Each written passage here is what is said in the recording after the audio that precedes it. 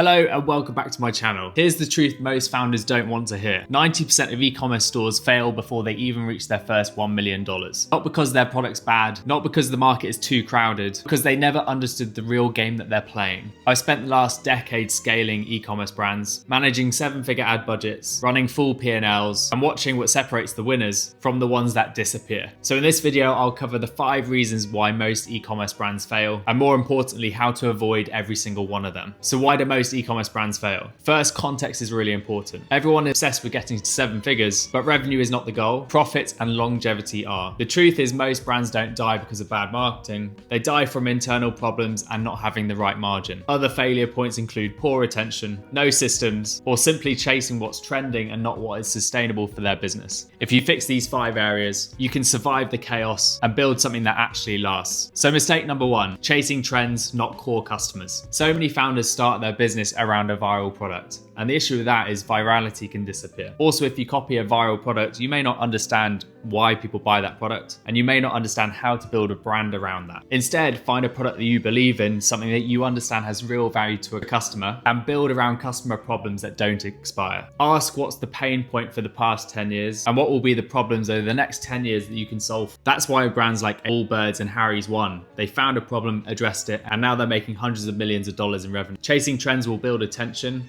but it doesn't build a strong business. Solving problems will build your e-commerce empire. The second mistake is having no profit discipline. Now, this is all about your margins. You really have to understand how much money you're making for every $1,000 that you are generating. Best-in-class stores will have a gross margin of 80%. Look at the earnings reports of LVMH, Hermes, and Tiffany, and you will know exactly what I'm talking about. After marketing costs, employee costs, and checkout fees, you really need to have more than a 40% margin. So make sure you understand the revenue, understand the product cost, understand the packaging and fulfillment costs of your product, understand the customer acquisition cost of generating every sale, and you can watch some of my other videos where I dive into what customer acquisition cost is. And at the bottom of all of that, understand what your contribution margin is. If you cannot make a profit at $100,000 of sales, you will never make a profit when you hit $1 million of sales. Unless, of course, you're venture capital backed and you don't need to make profit in the short term. Remember, it means nothing if you cannot keep the lights of your business on. Mistake number 3 is poor retention. Most brands spend thousands of pounds to acquire new customers and then forget about the customer retention. If you can get a customer buying from you 2, 3, 4, or even 10 times, you're going to make profit on all of those extra orders. If you spend $100 to acquire a customer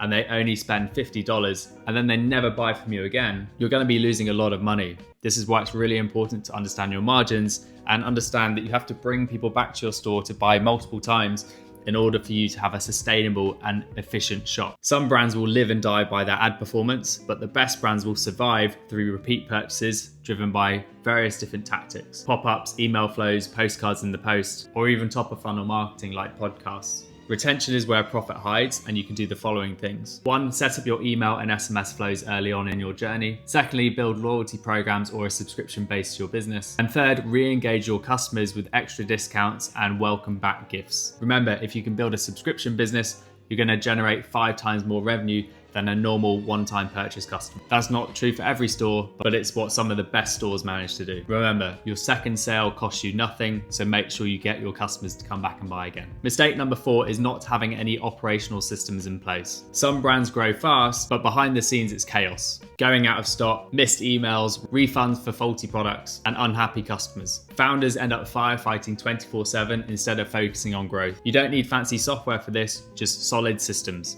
Step 1, you're going to want to build a KPI dashboard. This is so you can see all the success metrics in your business and understand which ones are working every single week. Most importantly, if a metric is not positive, you can address it there and then.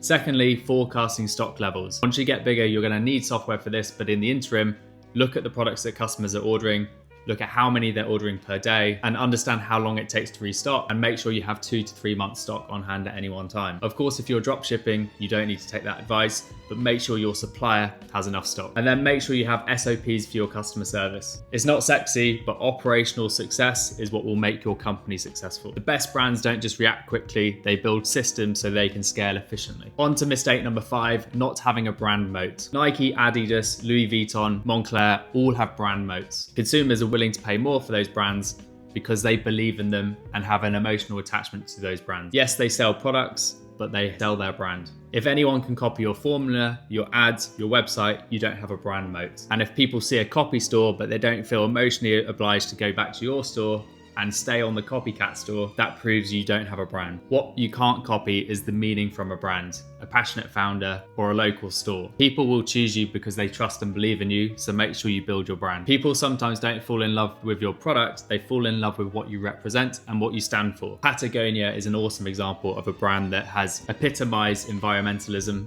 and people love that product and that brand for what they stand for. Sure, you can buy a similar product from other brands, but people want to be associated with Patagonia. So build your brand and make sure people want to shop with you. So to recap, here's how to avoid becoming part of the 90% that fail. First, build for people, not trends. Secondly, know your numbers and protect your margin. Third, focus on retention and loyalty. Fourth, build systems before you scale. And 5, create a brand that people actually care about. Do those 5 things and you'll build a brand that truly thrives, not just survives. If you're serious about building a Shopify store that's going to scale, your next step is to learn how to set it up for success. And go watch some of my other videos where I uncover exactly what I would do if I had to start a Shopify store from scratch tomorrow. If this has been helpful, please like, comment, and subscribe. It's a free and easy way to support me and help me reach more people, so I can also help them on their journey to becoming better at e-commerce. Thank you for watching, and see you in the next one.